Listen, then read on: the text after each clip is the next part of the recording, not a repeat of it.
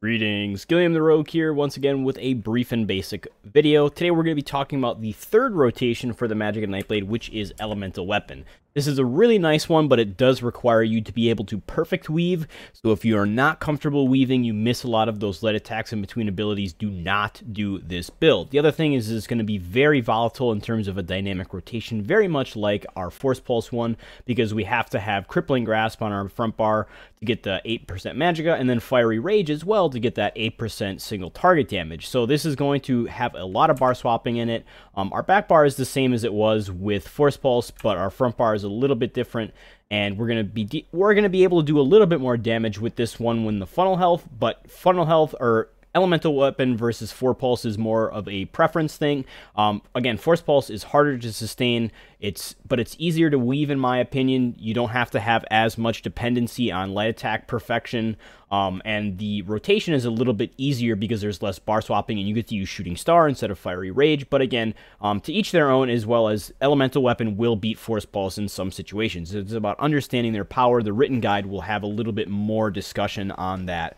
And I don't want to talk about it too much in brief and basic. But with this build, you're always going to make sure, as with any build, you drink that potion. Let this run out into about 20 to 30 seconds so you can re-drink it or consume it a little bit quicker in combat. Get that ulti generation, resource management, keep your buffs up. We're going to still be managing our buffs: Elemental Drain, Siphoning Attacks, Relentless or Merciless, and Trap Beast. We're going to start by doing those, and then we're going to do, so Ele Drain, Siphoning, this, Trap Beast, Endless, or Fiery Rage. We're going to go into applying our buffs. We're going to shoot that Spectral Bow. We're going to get 2 Spectral Bows on our front bar for the first one. We're going to bar swap off of it into reapplying our buffs. Trap Beast, Twisting Path. We're going to shoot our Spectral Bow again. We're going to apply our buffs on our back bar because they're starting to fall off. And this is where the dynamic part starts to really kick in. Notice how our abilities aren't lining up perfectly. We have to bar swap a lot. The nice thing about this, though, is that it will allow us to have a higher Berserker uptime on our back bar enchant because we are bar swapping a little bit more frequently. But it's going to be very hard to do. It's going to take a minute to get used to, but it'll get there eventually. Don't worry about it. Shoot that Spectral Bow, then go to our back bar right away and reapply our buffs. We're going to shoot another Spectral Bow. So a lot of this is light attacking in between all of these abilities, trying to shoot that Spectral Bow whenever you can, and then going to your back bar, reapplying the buffs whenever they need to.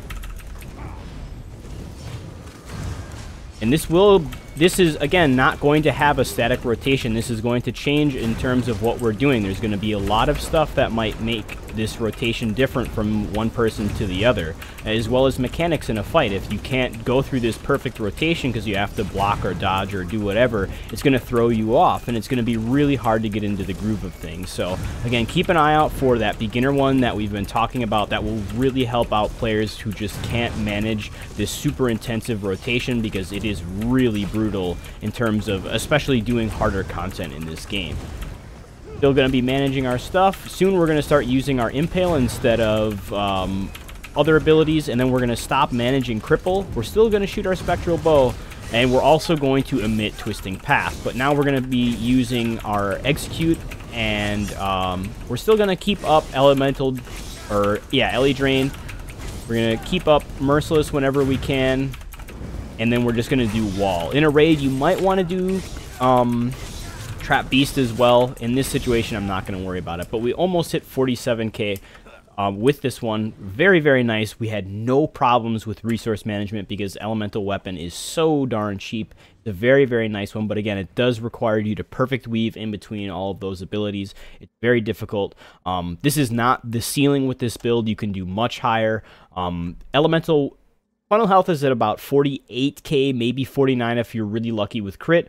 Elemental Weapon is about 49k-ish, and then Force Pulse is the one that I was able to break 50k with pure single target, pure solo. But I did have a little bit more cheese. We are running the Thief in these. You can run the Lover if you're not at pen cap, or the Apprentice if you are not comfortable with a dynamic rotation. Lover will be best for most players because most players don't have access to raid buffs such as Alkosh and Torig's Pact and all that stuff, so go with that. You can refer to the written guide, but this will just give you a little bit of a explanation in terms of how we're targeting combat. Again, dynamic rotation, there is no true true rotation, but hopefully you're going to be able to pick apart the pieces. Again, try and get 2 spectral bows whenever you're on your front bar.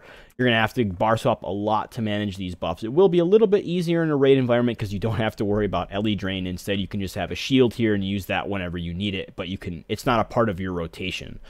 So again, hope that helped, but I'll see you guys in the next one.